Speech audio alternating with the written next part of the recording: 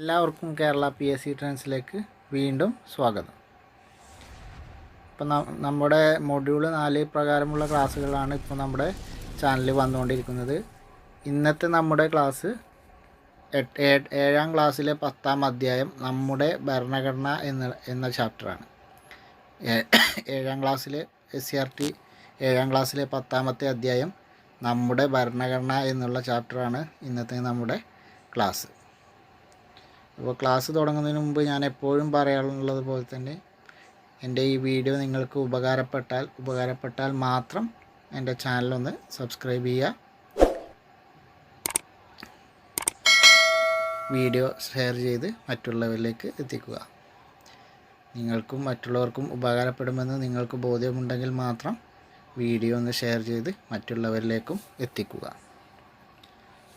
അപ്പോൾ നമ്മൾ കൂടുതൽ പറഞ്ഞ് വൈകിക്കുന്നില്ല, നേരെ ഇന്നത്തെ ക്ലാസ്സിലേക്ക് പോവാം. നമ്മുടെ ഭരണഘടന എന്നുള്ളതാണ്. ഇവിടെ ഇനി ഒരു പേപ്പർ കട്ടിങ്ങിലാണ് കൊടുത്തിട്ടുള്ളത്. രാജ്യം വർണ്ണാഭമായ റിപ്പബ്ലിക് ദിനം ആഘോഷിച്ചു എന്ന് പറഞ്ഞുകൊണ്ട് ഒരു പേപ്പർ കട്ടിങ്ങാണ് കൊടുത്തിട്ടുള്ളത്. ഇനി റിപ്പബ്ലിക് ദിനാഘോഷം ദൃശ്യങ്ങൾ എന്നൊക്കെ പറഞ്ഞിട്ട് നമ്മുടെ റിപ്പബ്ലിക് ദിനാഘോഷത്തിൻ്റെ വിവിധ ദൃശ്യങ്ങളൊക്കെ കൊടുത്തിട്ടുണ്ട്. ഇത് നമ്മൾ പറയുന്നതിന് മുമ്പ് നമ്മൾ ഇപ്രാവശ്യം ആഘോഷിക്കാൻ പോകുന്നത് എത്രാമത്തെ റിപ്പബ്ലിക്കാണ് എന്നുള്ളത് ഒന്ന് കമൻറ്റ് ചെയ്യുക. അറിയുന്നവരൊന്ന് കമൻറ്റ് ചെയ്യണേ. ഇപ്രാവശ്യത്തെ നമ്മുടെ റിപ്പബ്ലിക് ദിന പരേഡിൽ അതിഥിയായി എത്തുന്നത് ഫ്രാൻസ് പ്രസിഡൻറ്റ് ഇമ്മാനുവൽ മാക്രോണാണ്. ഫ്രാൻസ് പ്രസിഡൻറ്റ് ഇമ്മാനുവൽ മാക്രോണാണ് 2024 റിപ്പബ്ലിക് ദിന ആഘോഷത്തിൽ അതിഥിയായിട്ട് എത്തുന്നത്. കഴിഞ്ഞ വർഷം ഈജിപ്തിൻ്റെ പ്രസിഡൻ്റായിരുന്നു അതിഥിയായി എത്തിയിരുന്നത്.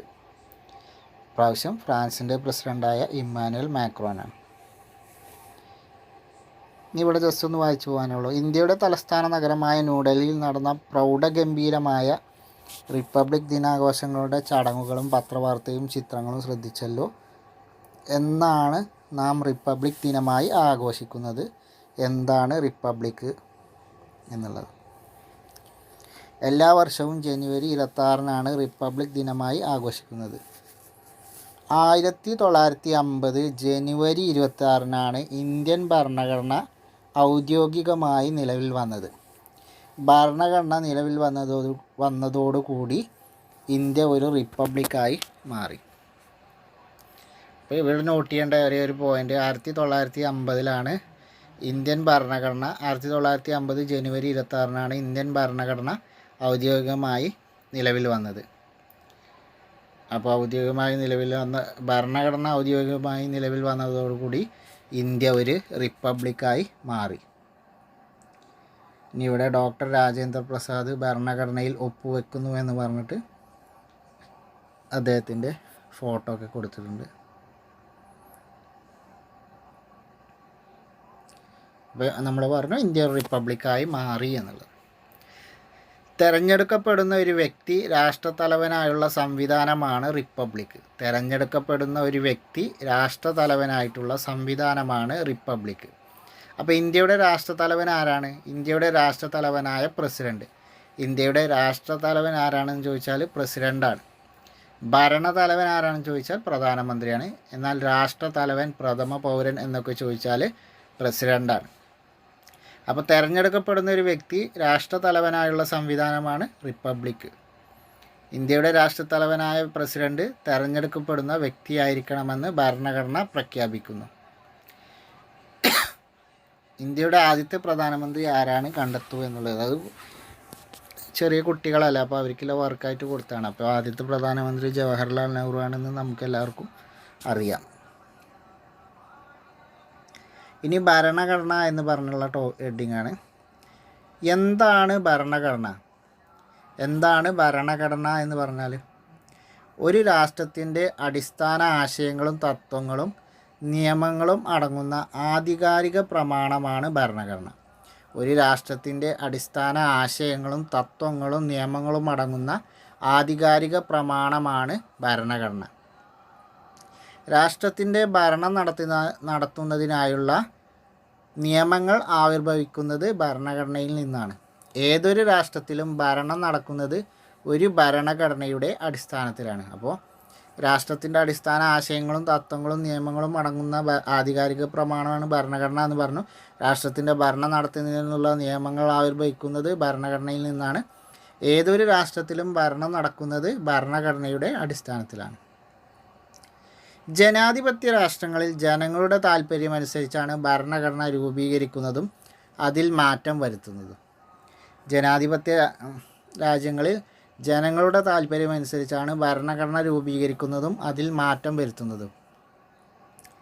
തികച്ചും ജനാധിപത്യപരമായ ഒരു പ്രക്രിയയിലൂടെയാണ് ഇന്ത്യൻ ഭരണഘടന രൂപീകരിക്കപ്പെട്ടതെന്ന് നമുക്ക് ഏറ്റവും അഭിമാനകരമാണ്. അപ്പോൾ അവിടെ നിന്നും അതൊന്നും കൂടുതലൊന്നും വായിക്കാല്ല, ജസ്റ്റ് അതിനെക്കുറിച്ച് ഇങ്ങനെ പറഞ്ഞേ പോകാനുള്ളൂ. ഇനി ഇവിടെ നോട്ട് ചെയ്യേണ്ട പോയിൻ്റുകളാണ്. ഈ കോളത്തിൽ വരുന്ന കാര്യം എന്തായാലും നോട്ട് ചെയ്ത് വെക്കുക. ഇന്ത്യൻ ഭരണഘടനയുടെ ഉള്ളടക്കമാണ്. ഇന്ത്യൻ ഭരണഘടന എന്ന് പറഞ്ഞാൽ അതിലെന്താണ്? ഒരു ആമുഖമുണ്ട്, പ്രയാമ്പിൾ. ഭരണഘടനയ്ക്കൊരു ആമുഖമുണ്ട്. അതുപോലെ 396 അനുച്ഛേദങ്ങളുണ്ട്. 396 അനുച്ഛേദങ്ങൾ അഥവാ ആർട്ടിക്കിളുണ്ട്. 12 പട്ടികകളുണ്ട്. 22 ഭാഗങ്ങളുണ്ട്. 12 പട്ടികകൾ അഥവാ ഷെഡ്യൂളുകളുണ്ട്. 22 ഭാഗങ്ങളുണ്ട്. മെയ് 2013 വരെ 98 ഭേദഗതികൾ ഇതുവരെ ഭരണഘടനയിൽ നടന്നിട്ടുണ്ട്. മെയ് 2013 വരെ 98 ഭേദഗതികൾ ഭരണഘടനയിൽ ഉണ്ടായിട്ടുണ്ട്. നിലവിൽ അത് 100ൻ്റെ മുകളിൽ 100 ഭേദഗതിയൊക്കെ ആയിട്ടുണ്ട്. കാരണം പിന്നീട് ഒരുപാട് തവണ നമ്മളിപ്പോൾ 2024 നിൽക്കുന്നത്. ഇപ്പോൾ 100ൻ്റെ മുകളിൽ ഭരണഘടനാ ഭേദഗതി ആയിട്ടുണ്ട്.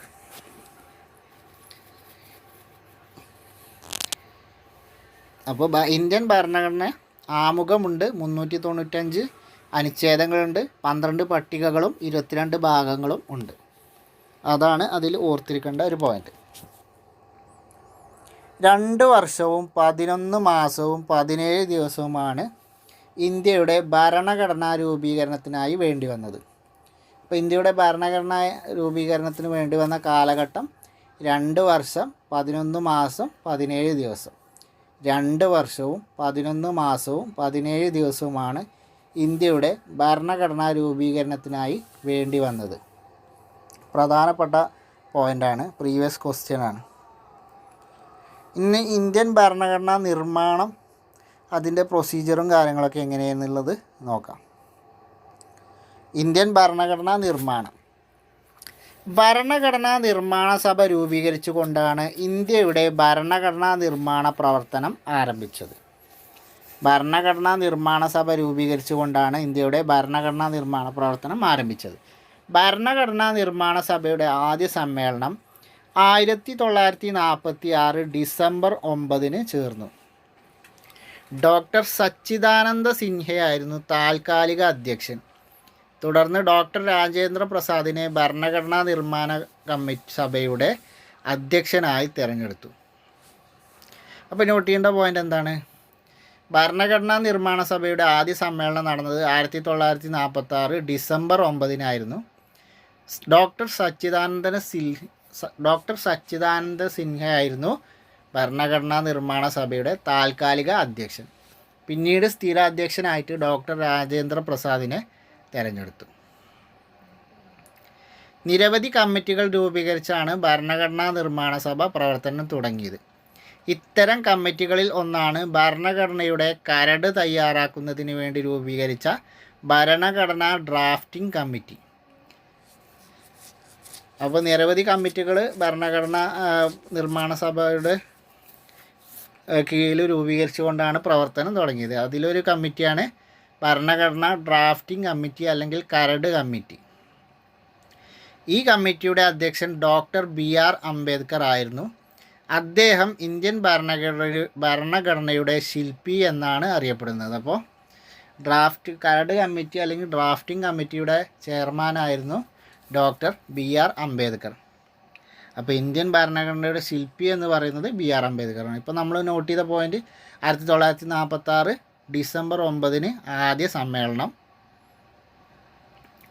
ഡോക്ടർ സച്ചിദാനന്ദ സിൻഹ താൽക്കാലിക അധ്യക്ഷൻ, സ്ഥിരാധ്യക്ഷനായിട്ട് രാജേന്ദ്ര പ്രസാദിനെ തിരഞ്ഞെടുത്തു. ഡ്രാഫ്റ്റിംഗ് കമ്മിറ്റിയുടെ അധ്യക്ഷൻ ഡോക്ടർ ബി ആർ അംബേദ്കർ. ഭരണഘടനാ ശില്പി എന്നറിയപ്പെടുന്നതും ബി ആർ അംബേദ്കർ. ഭരണഘടനാ നിർമ്മാണ സഭ അംഗീകരിച്ച വിവിധ കമ്മിറ്റികളുടെ റിപ്പോർട്ടിൻ്റെ അടിസ്ഥാനത്തിൽ ഡോക്ടർ അംബേദ്കറുടെ നേതൃത്വത്തിൽ കമ്മിറ്റി ഭരണഘടനയ്ക്ക് ഒരു ഡ്രാഫ്റ്റ് അഥവാ കരട് തയ്യാറാക്കി.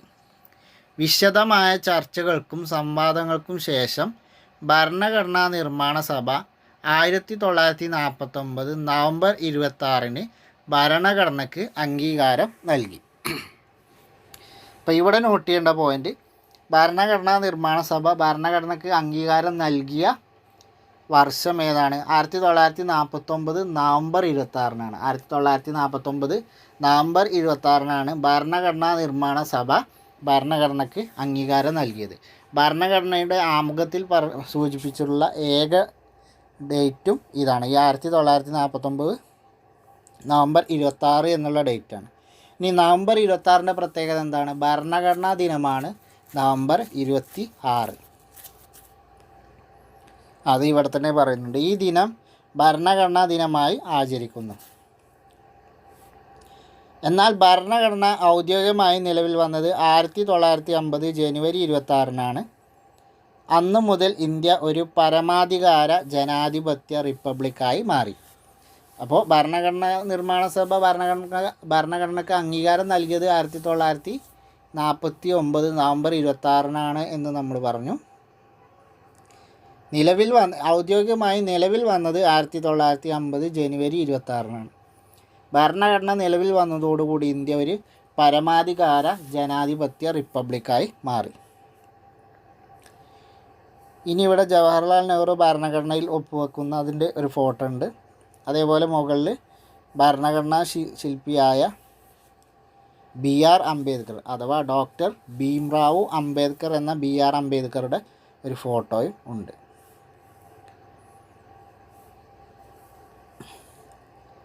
ഇനി ഭരണഘടനയുടെ ആമുഖം എന്ന് പറഞ്ഞിട്ട് കൊടുത്തിട്ടുണ്ട്. ഭരണഘടനയുടെ ആമുഖം എങ്ങനെയാണ് തുടങ്ങുന്നത്? ഭാരതത്തിലെ ജനങ്ങളായ നാം, ദ പീപ്പിൾ ഓഫ് ഇന്ത്യ എന്നുള്ളതാണ് ഇംഗ്ലീഷിൽ.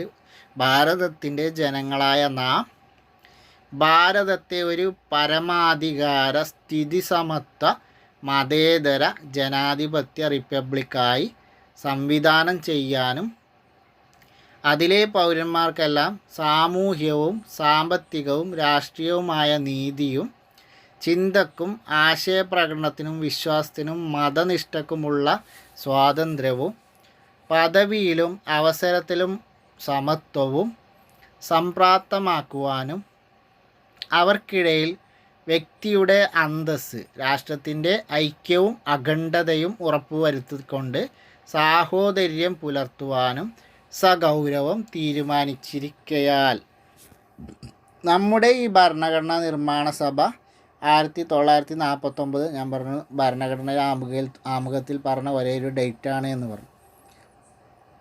നമ്മുടെ ഭരണഘടനാ നിർമ്മാണ സഭ 1949 26 ദിവസം ഇതിനാൽ ഈ ഭരണഘടനയെ സ്വീകരിക്കുകയും നിയമമാക്കുകയും നമുക്ക് തന്നെ പ്രദാനം ചെയ്യുകയും ചെയ്യുന്നു എന്നുള്ളത്.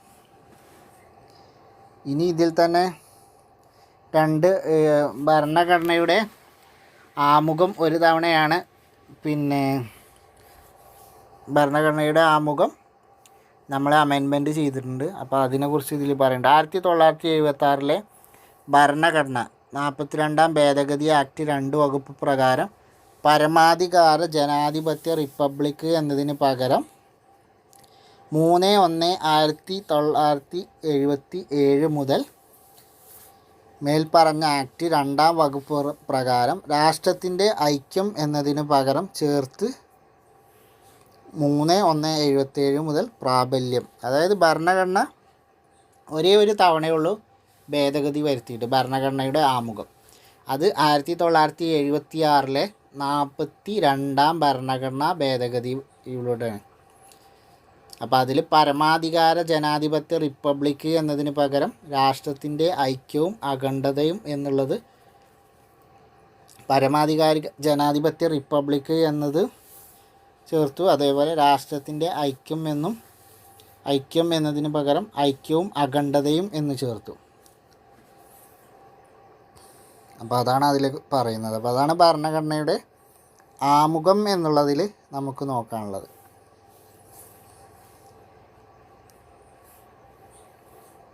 ഇനി അവിടെ ഒന്നും കൂടുതൽ വായിക്കാമല്ല. ഇനി ഇവിടെ ഉണ്ട്. ഭരണഘടനയുടെ ആമുഖം കാവ്യാത്മക ശൈലിയിൽ എഴുതിയത് ഇന്ത്യയുടെ പ്രഥമ പ്രധാനമന്ത്രിയായ ജവഹർലാൽ നെഹ്റുവാണ്. അപ്പോൾ ഭരണഘടനയുടെ ആമുഖം തയ്യാറാക്കിയത് ആരാണ്? ജവഹർലാൽ നെഹ്റുവാണ്. ഇന്ത്യൻ ഭരണഘടനയുടെ സത്തയും ഭരണഘടനയുടെ താക്കോലുമാണ് ആമുഖമെന്ന് പറയാം. ഭരണഘടനയുടെ ഉദ്ദേശ ലക്ഷ്യവും ആമുഖത്തിൽ വ്യക്തമാക്കുകയും കൃത്യമായി പ്രഖ്യാപിക്കുകയും ചെയ്യുന്നു. ഇനി ഭരണഘടനയുടെ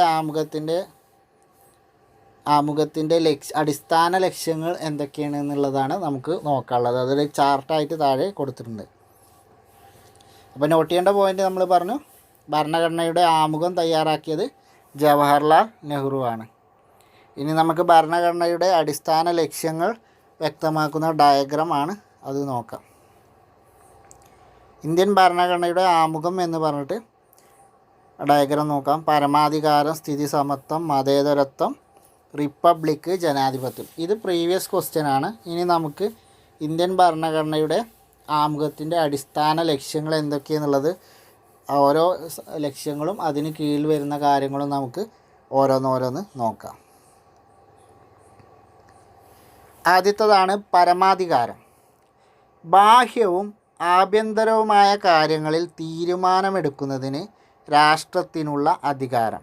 പരമാധികാരത്തിൽ വരുന്നത് ബാഹ്യവും ആഭ്യന്തരവുമായ കാര്യങ്ങളിൽ തീരുമാനമെടുക്കുന്നതിന് രാഷ്ട്രത്തിനുള്ള അധികാരമാണ് പരമാധികാരം എന്നതിൻ്റെ കീഴിൽ വരുന്നത്.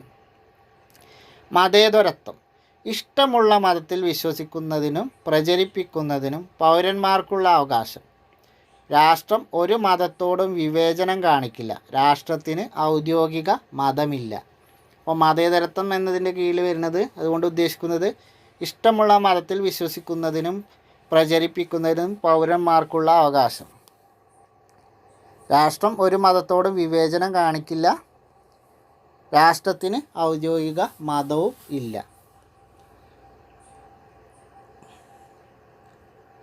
അടുത്തതാണ് സ്ഥിതി സമത്വം. ഇത് പ്രീവിയസ് ക്വസ്റ്റ്യൻ ആണ്. സാമൂഹ്യ സാമ്പത്തിക രാഷ്ട്രീയ അസമത്വങ്ങൾ കുറച്ച് സാമൂഹിക നീതി ഉറപ്പാക്കുന്നു. സമൂഹത്തിലെ സാമൂഹ്യ സാമ്പത്തിക രാഷ്ട്രീയ അസമത്വങ്ങൾ കുറച്ച് സാമൂഹ്യ നീതി ഉറപ്പാക്കുന്നു.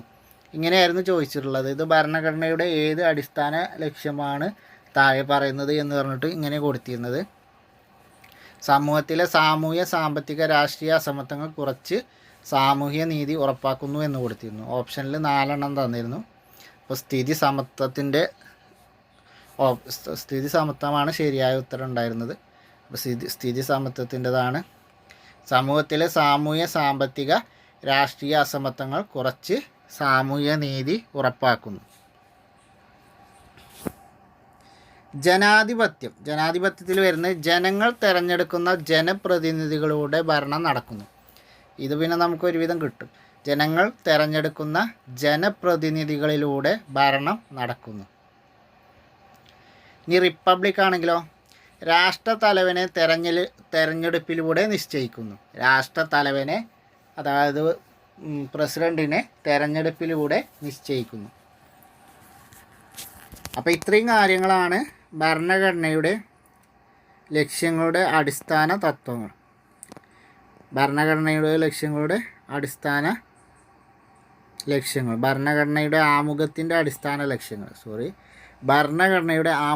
അടിസ്ഥാന ലക്ഷ്യങ്ങളാണ് ഈ 5 ലക്ഷ്യങ്ങൾ. പരമാധികാരം, സ്ഥിതി സമത്വം, മതേതരത്വം, ജനാധിപത്യം, റിപ്പബ്ലിക്. പസ ജമ എന്നൊരു കോഡ് പഠിച്ചാൽ മതി. പസ ജമ, ഇതിൻ്റെ ഓർഡർ കറക്റ്റ് നമ്മൾ പഠിക്കണം. പരമാധികാരം, സ്ഥിതി സമത്വം,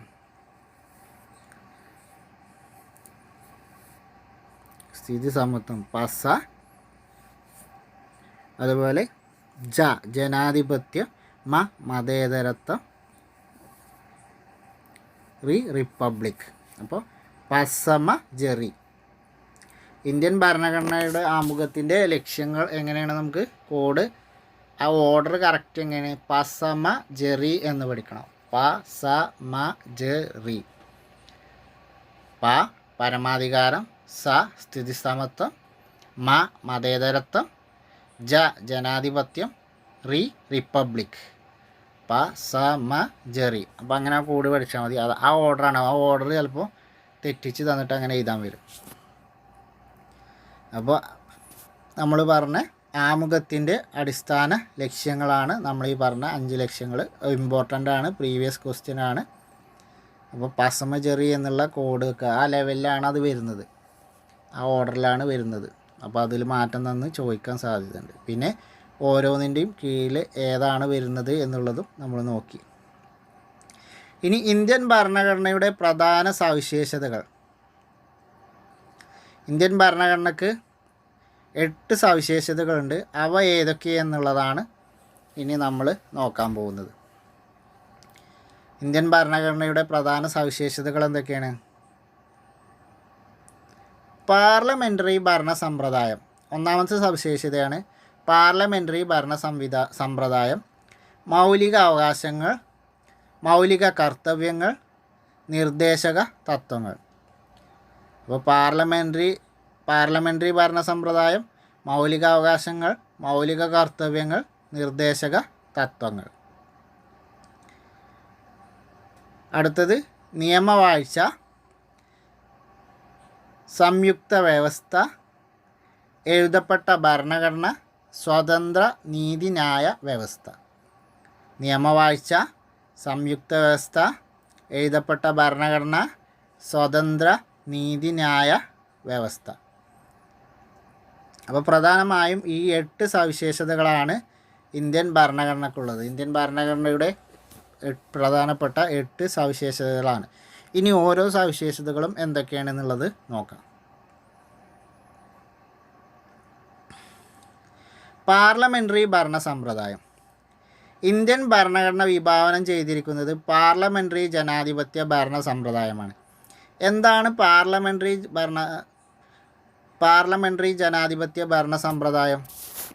രാജ്യഭരണത്തിന് വേണ്ടി ജനങ്ങൾ തങ്ങളുടെ പ്രതിനിധികളെ പ്രായപൂർത്തി വോട്ടവകാശത്തിലൂടെ തെരഞ്ഞെടുക്കുന്നു. തെരഞ്ഞെടുക്കപ്പെട്ടവർ ചേർന്ന് ഒരു പ്രതിനിധി സഭയായി പ്രവർത്തിക്കുന്നു. ഈ പ്രതിനിധി സഭ പാർലമെൻറ്റ് എന്ന പേരിലാണ് അറിയപ്പെടുന്നത്. ജനങ്ങൾ തിരഞ്ഞെടുത്ത പ്രതിനിധി സഭയിലൂടെ ഭരണം നടത്തുന്ന സംവിധാനമാണ് പാർലമെൻ്ററി ഭരണ സംവിധാനം.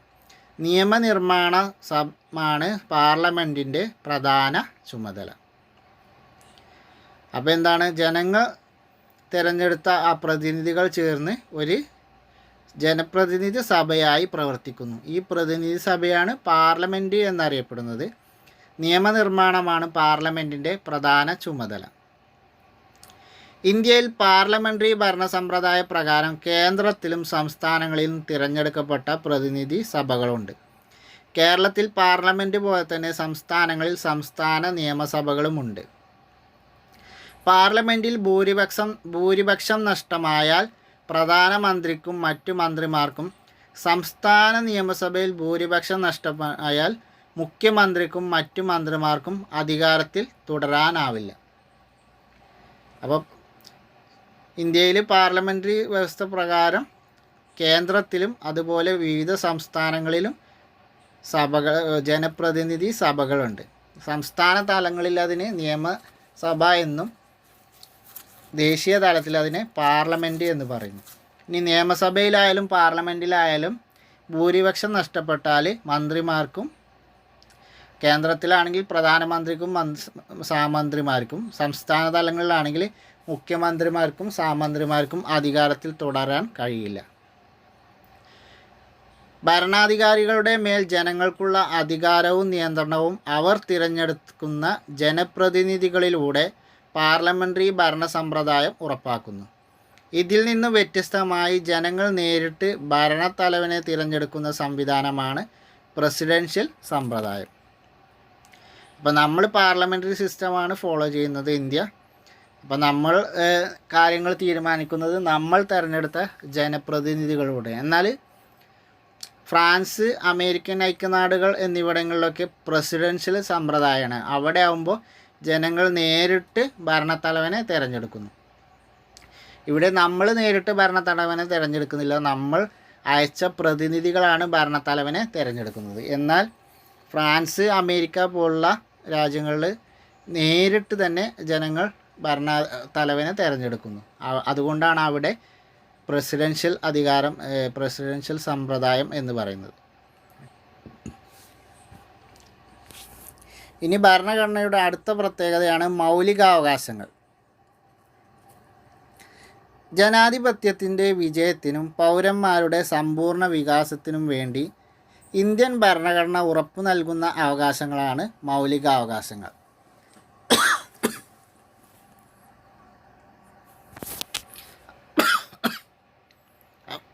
അപ്പോൾ എന്താണ് മൗലികാവകാശങ്ങൾ? ജനാധിപത്യത്തിൻ്റെ വിജയത്തിനും പൗരന്മാരുടെ സമ്പൂർണ്ണ വികാസത്തിനും വേണ്ടി ഇന്ത്യൻ ഭരണഘടന ഉറപ്പു നൽകുന്ന അവകാശങ്ങളാണ് മൗലികാവകാശങ്ങൾ. മൗലികാവകാശങ്ങൾ പൗരന്മാർക്ക് നിഷേധിക്കാതിരിക്കാൻ ഗവൺമെൻറ്റുകൾക്ക് ഉത്തരവാദിത്തം ഉണ്ട്. അപ്പോൾ മൗലികാവകാശങ്ങൾ പൗരന്മാർക്ക് നിഷേധിക്കാൻ കഴിയില്ല, അത് നിഷേധിക്കാതിരിക്കാനുള്ള ഗവൺമെൻറ്റുകൾക്ക് ഉത്തരവാദിത്തം ഉണ്ട്.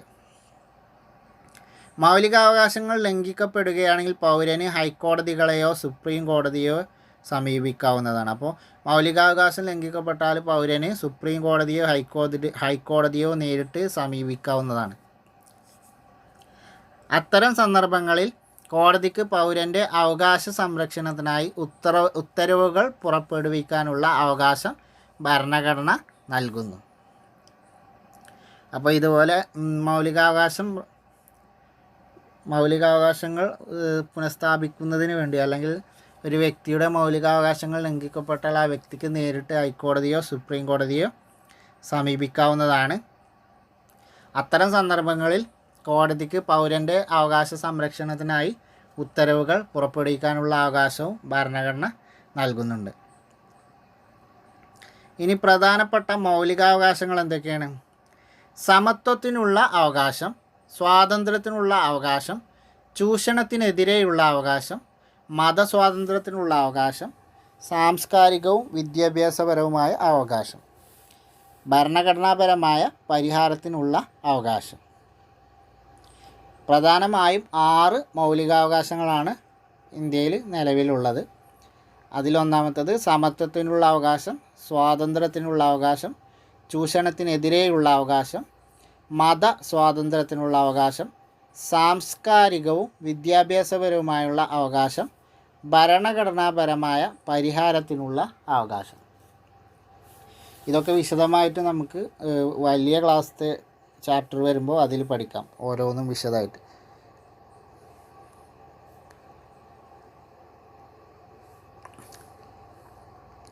ഇനി നമ്മൾ നേരത്തെ ഇതിൻ്റെ ഫസ്റ്റ് പാർട്ടിൽ തന്നെ പറഞ്ഞതാണ് ആർട്ടിക്കിൾ 21A, പിന്നെ വിദ്യാഭ്യാസത്തിനുള്ള അവകാശം എന്നുള്ള കാര്യങ്ങളൊക്കെ. 6 മുതൽ 14 വയസ്സ് വരെയുള്ള കുട്ടികൾക്ക് സൗജന്യവും നിർബന്ധിതവുമായ വിദ്യാഭ്യാസം മൗലികാവകാശമാണ് എന്നുള്ളത്. അത് ഭരണഘടനയുടെ ആർട്ടിക്കിൾ 21A പ്രതിപാദിക്കുന്നത്. ഇനി മൗലിക കർത്തവ്യങ്ങൾ. ഭരണഘടനയുടെ മറ്റൊരു പ്രത്യേകതയാണ് മൗലിക കർത്തവ്യങ്ങൾ. ഇന്ത്യൻ ഭരണഘടനയിൽ പൗരൻ്റെ അവകാശങ്ങൾ ഉറപ്പു നൽകിയിട്ടുള്ളതുപോലെ തന്നെ മൗലിക കർത്തവ്യങ്ങളും പ്രതിപാദിക്കുന്നുണ്ട്. അപ്പോൾ മൗലിക അവകാശങ്ങൾ പറയുന്നത് പോലെ തന്നെ മൗലിക കർത്തവ്യങ്ങളും ഭരണഘടനയിൽ പറയുന്നുണ്ട്.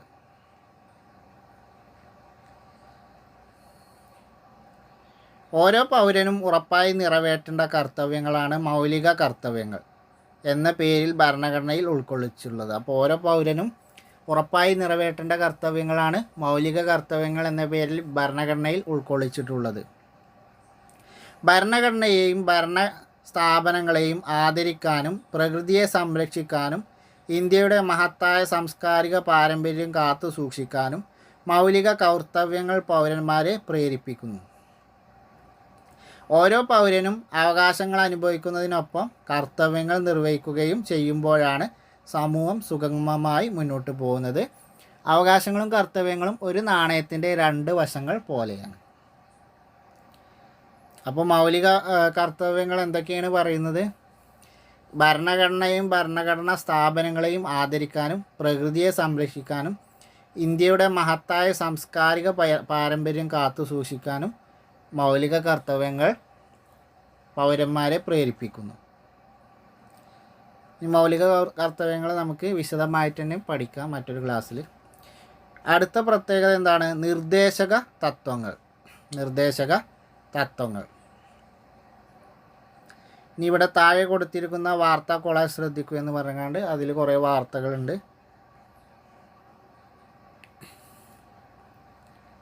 ഇനി നിർദ്ദേശക തത്വങ്ങളിൽ പറയുന്ന കാര്യങ്ങൾ എന്തൊക്കെയെന്നുള്ളത് ഇവിടെ ബുള്ളറ്റ് പോയിൻ്റ് ആയിട്ട് കൊടുത്തിട്ടുണ്ട്. ഇത് പ്രധാനപ്പെട്ടതാണ്.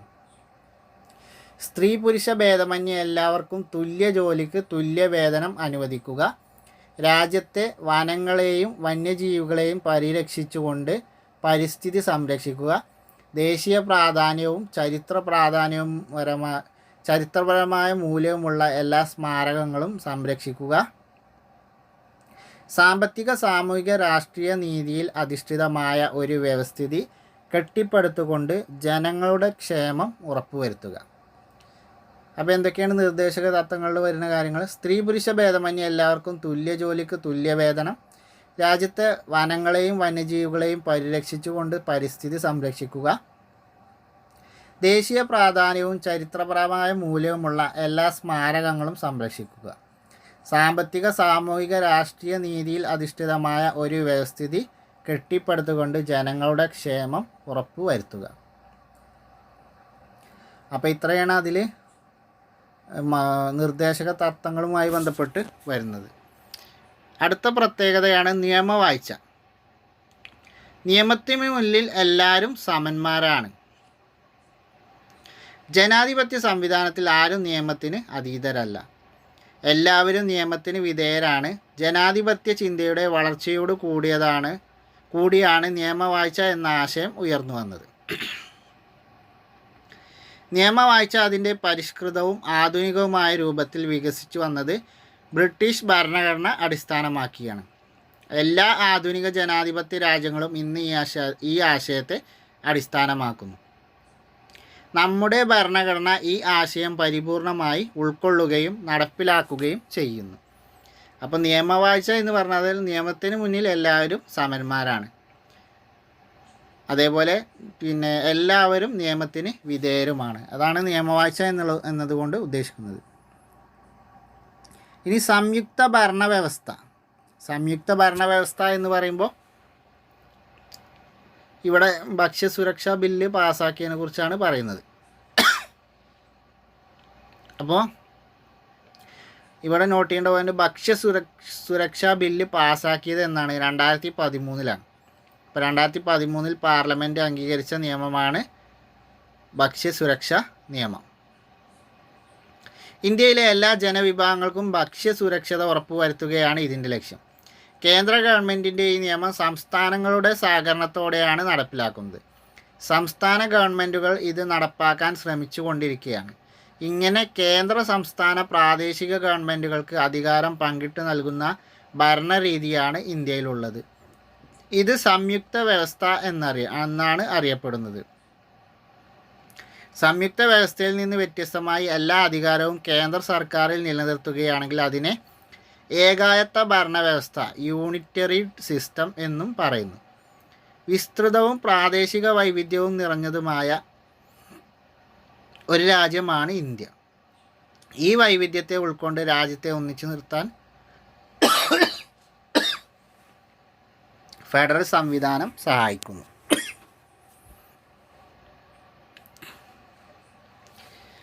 അപ്പോൾ സംയുക്ത ഭരണവ്യവസ്ഥ എന്നതുകൊണ്ട് ഉദ്ദേശിക്കുന്നത് നമ്മുടെ ഫെഡറൽ സിസ്റ്റമാണ്. അതായത് കേന്ദ്ര സംസ്ഥാന സർക്കാരുകൾ തമ്മിലുള്ള സഹകരണം. ഇവിടെ നോട്ട് ചെയ്യേണ്ട ഒരു പോയിന്റ് 2013 ഭക്ഷ്യസുരക്ഷാ ബില്ല് പാർലമെൻറ്റ് പാസ്സാക്കി എന്നുള്ളതാണ്. ഇനി എഴുതപ്പെട്ട ഭരണഘടന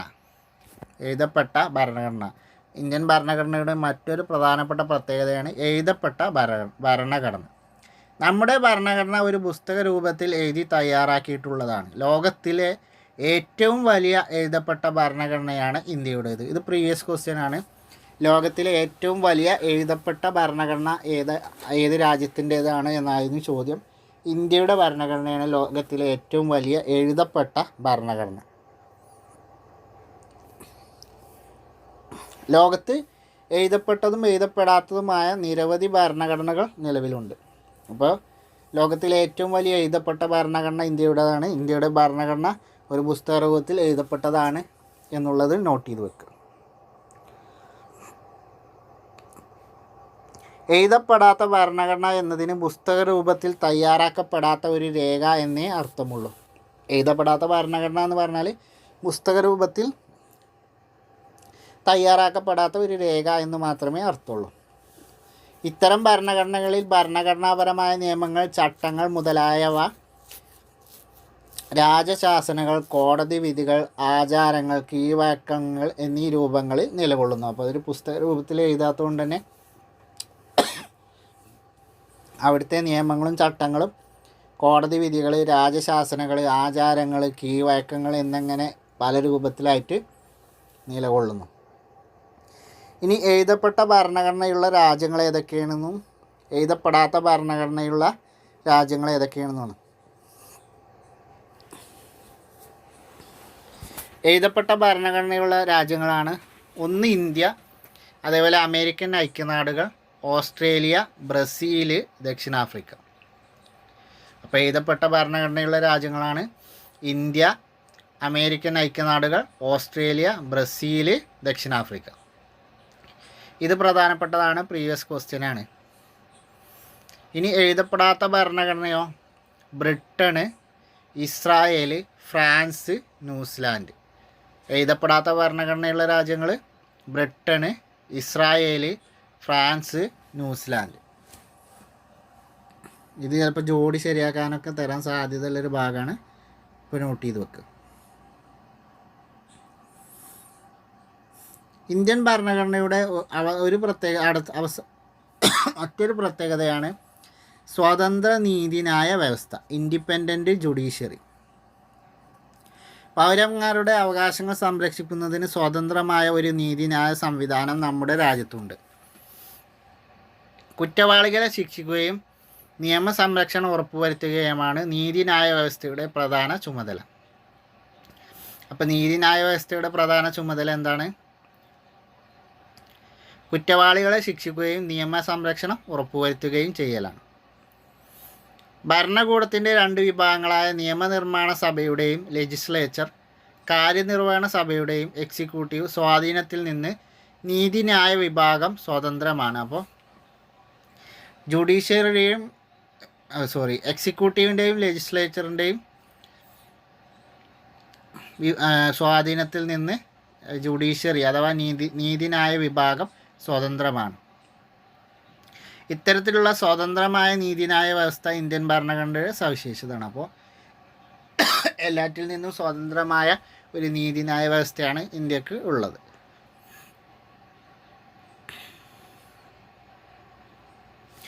ഇനി ഇന്ത്യയിലെ കോടതികൾ കൊടുത്തിട്ടുണ്ട്. അതിൻ്റെ ഇന്ത്യയിലെ ഏറ്റവും വലിയ പരമോന്നത കോടതി എന്ന് പറയുന്നത് സുപ്രീം കോടതിയാണ്. അതിൻ്റെ താഴെ വരുന്നതാണ് ഹൈക്കോടതി. സംസ്ഥാന തലങ്ങളിൽ വരുന്നത് ഏറ്റവും വലിയ കോടതിയാണ് ഹൈക്കോടതി. ഇതൊരു പ്രീവിയസ് ക്വസ്റ്റ്യൻ ആയിരുന്നു. അതായത് സംസ്ഥാന തലങ്ങളിൽ ഏറ്റവും വലിയ കോടതി ഏതാണ് എന്ന് ചോദിച്ചു. ഓപ്ഷൻ എ സുപ്രീം കോടതി എന്ന് കൊടുത്തു. അപ്പോൾ നമ്മൾ ക്വസ്റ്റ്യൻ വായിച്ച ആളുകൾ സംസ്ഥാന തലങ്ങളിൽ നിന്നുള്ളത് വായിച്ചില്ല, ഏറ്റവും വലിയ കോടതി എന്നുള്ളത് കൊടുത്തിട്ട് ഏറ്റവും പരമോന്നത കോടതി എന്നോ ഏറ്റവും വലിയ കോടതി എന്നുള്ളത് നോക്കിയിട്ട് സുപ്രീം കോടതി എന്ന് ഓപ്ഷനെ ടിക്ക് ചെയ്ത് മൈനസ് മേടിച്ചു. അപ്പോൾ നമ്മളെപ്പോഴും ചോദ്യം വായിക്കുമ്പോൾ വരികൾക്കിടയിലൂടെ തന്നെ നല്ല 2 തവണ വായിക്കണം ഒരു ക്വസ്റ്റ്യന്. ഒരു തവണ വായിച്ചിട്ട് ആൻസറിലേക്ക് പോകരുത്. അപ്പോൾ ഇന്ത്യയിലെ പരമോന്നത കോടതി സുപ്രീം കോടതിയാണ്. സംസ്ഥാനങ്ങളിലെ പരമോന്നത കോടതി ഹൈക്കോടതിയാണ്. അപ്പോൾ സുപ്രീം കോടതിക്ക് നേരെ താഴെ വരുന്നത് ഹൈക്കോടതി, അതിനുശേഷം ജില്ലാ കോടതി, ജില്ലാ കോടതിയുടെ താഴെ വരുന്നത് സബ് കോടതിയാണ്. സബ് കോടതിയുടെ താഴെ 2 കോടതികൾ വരുന്നുണ്ട്, മുൻസിഫും മജിസ്ട്രേറ്റും. മുൻസിഫ് കോടതിയും മജിസ്ട്രേറ്റ് കോടതിയും. മുൻസിഫ് കോടതി കൈകാര്യം ചെയ്യുന്നത് സിവിൽ കേസുകളാണ്. മുൻസിഫ് കോടതി കൈകാര്യം ചെയ്യുന്നത് സിവിൽ കേസുകളാണ്. എന്നാൽ മജിസ്ട്രേറ്റ് കോടതിയോ ക്രിമിനൽ കേസുകളാണ്. ക്രിമിനൽ കേസുകൾ ഇതും പ്രീവിയസ് ക്വസ്റ്റ്യൻ ആണ്. ക്രിമിനൽ കേസുകൾ കൈകാര്യം ചെയ്യുന്ന കോടതി ഏതാണെന്ന് ചോദിച്ചാൽ മജിസ്ട്രേറ്റ് കോടതിയാണ്. സിവിൽ കേസുകൾ കൈകാര്യം ചെയ്യുന്ന കോടതി ഏതാണെന്ന് ചോദിച്ചാൽ മുൻസിഫ് കോടതിയാണ്. ഇതും പ്രീവിയസ് ക്വസ്റ്റ്യൻ ആയിരുന്നു. ഇനി ഇന്ത്യൻ ഭരണഘടനയുടെ അവസാനത്തെ പ്രത്യേകതയാണ് ഭരണഘടനാ ഭേദഗതി. ഭരണഘടനാ ഭേദഗതി ഇവിടെ കോളം പറഞ്ഞു വിദ്യാഭ്യാസത്തിനുള്ള അവകാശം എന്ന് പറഞ്ഞ് കോളം കൊടുത്തിട്ടുണ്ട്. 6 മുതൽ 14 വയസ്സ് വരെയുള്ള എല്ലാ കുട്ടികൾക്കും രാഷ്ട്രം സൗജന്യവും നിർബന്ധിതവുമായ വിദ്യാഭ്യാസം നൽകണമെന്നുള്ള വ്യവസ്ഥ മൗലികാവകാശത്തിൻ്റെ ഭാഗമാക്കി.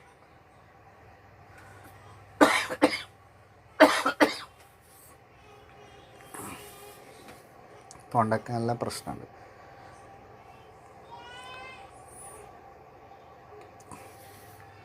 ഇന്ത്യയുടെ ഭരണഘടന നിലവിൽ വന്ന സമയത്ത് വിദ്യാഭ്യാസത്തിനുള്ള അവകാശം മൗലികാവകാശമായിരുന്നു എന്നാണ് ചോദ്യം. അല്ല, പിന്നീടാണ് അത് വിദ്യാഭ്യാസം മൗലികാവകാശമാക്കി മാറ്റിയത്. അപ്പോൾ അത് തന്നെയാണ് ഇന്ത്യൻ ഭരണഘടനയുടെ ഏറ്റവും വലിയ പ്രത്യേകത.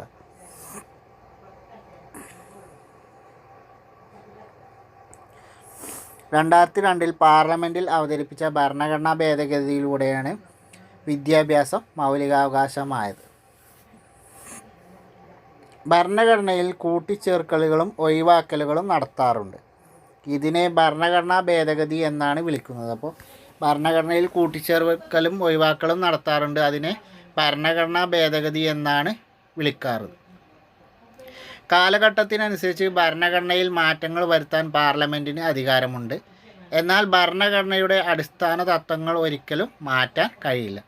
അപ്പോൾ കാലഘട്ടത്തിനനുസരിച്ച് ഭരണഘടനയിൽ മാറ്റങ്ങൾ വരുത്താൻ പാർലമെൻറ്റിന് അധികാരമുണ്ട്. എന്നാൽ ഭരണഘടനയുടെ അടിസ്ഥാന തത്വങ്ങളിൽ ഒരിക്കലും മാറ്റാൻ കഴിയില്ല. സ്വത്തവകാശം ഭരണഘടന നിലവിൽ വന്നപ്പോൾ മൗലികാവകാശമായിരുന്നു. എന്നാൽ 44-ാം ഭരണഘടനാ ഭേദഗതിയിലൂടെ മൗലികാവകാശം അല്ലാതാക്കി. അപ്പോൾ സ്വത്തവകാശം ഭരണഘടന വന്നപ്പോൾ മൗലികാവകാശങ്ങളുടെ ഭാഗമായിരുന്നു. എന്നാൽ 1978-ലെ 44-ാം ഭേദഗതിയിലൂടെ സ്വത്തവകാശം മൗലികാവകാശം അല്ലാതെ ആക്കി മാറ്റി. അപ്പോൾ ഇതും പ്രീവിയസ് ക്വസ്റ്റ്യൻ ആയിരുന്നു. സ്വത്തവകാശം മൗലികാവകാശം അല്ലാതെ ആക്കി മാറ്റിയ ഭരണഘടനാ ഭേദഗതി 44-ാം ഭരണഘടനാ ഭേദഗതിയാണ്. ഇനി ഇതിൽ പഠന പ്രവർത്തനത്തിൻ്റെ ഭാഗമായിട്ട് വന്ന ചോദ്യങ്ങൾ നോക്കാം. താഴെ പറയുന്ന പ്രസ്താവനകൾ വായിക്കുക. ഓപ്ഷനുകളിൽ ശരിയുത്തരം കണ്ടെത്തുക. എ പ്രസ്താവന ഭരണഘടന ഇന്ത്യയുടെ പരമോന്നത നിയമമാണ്. ബി പുതിയ നിയമങ്ങൾ രൂപീകരിക്കുന്നത് ഭരണഘടനയ്ക്ക് വിരുദ്ധമാകാൻ പാടില്ല. ഇതിൻ്റെ ഉത്തരം എയും ബിയാണ്. 2 പ്രസ്താവനയും ശരിയാണ്. ഭരണഘടന ഇന്ത്യയുടെ പരമോന്നത നിയമമാണ്. പുതിയ നിയമങ്ങൾ രൂപീകരിക്കുന്നത് ഭരണഘടനയ്ക്ക് വിരുദ്ധമാകാൻ പാടില്ല. ഇനി പഠന പ്രവർത്തനത്തിൽ വരുന്നതാണ് ഇതിൽ വ്യക്തികളെയും പ്രവർത്തനങ്ങളെയും തമ്മിൽ ശരിയായി ബന്ധിപ്പിക്കുക എന്നുള്ളത്. ഇത് പ്രധാനപ്പെട്ട ഒരു കോളാണ്. അപ്പോൾ BR അംബേദ്കറിനെ ഇതിൽ ഏതാണ് യോജിക്കുന്നത്? ഭരണഘടനാ ഡ്രാഫ്റ്റിംഗ് കമ്മിറ്റി ചെയർമാനാണ് BR അംബേദ്കർ. ഡോക്ടർ രാജേന്ദ്ര പ്രസാദോ ഭരണഘടനാ നിർമ്മാണ സഭയുടെ അധ്യക്ഷൻ. സച്ചിദാനന്ദ സിൻഹ ഭരണഘടനാ നിർമ്മാണ സഭയുടെ താൽക്കാലിക അധ്യക്ഷൻ. ജവഹർലാൽ നെഹ്റു ഭരണഘടനയുടെ ആമുഖം എഴുതി.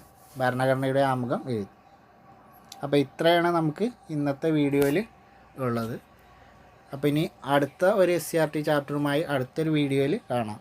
ഈ ഭരണഘടന എന്നുള്ള മൊഡ്യൂൾ പ്രകാരമുള്ള അടുത്ത SCRT ചാപ്റ്ററുമായി അടുത്ത ദിവസം കാണാം. അതുവരെ എല്ലാവർക്കും താങ്ക് യു.